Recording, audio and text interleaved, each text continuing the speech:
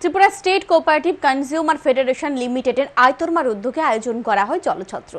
রাজধানী শকুন্তলা রোড এলাকায় আয়োজিত জলছত্র কর্মসূচিতে উপস্থিত ছিলেন Tripura state cooperative consumer federation লিমিটেডের চেয়ারম্যান টুটন দাস সহ অন্যান্যরা।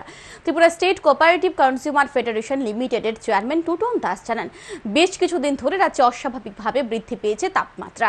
তাই এদিন Tripura state cooperative consumer federation লিমিটেডের উদ্যোগে পথ চলতি সাধারণ মানুষদের মধ্যে ঠান্ডা পানীয় বিতরণ করা হচ্ছে।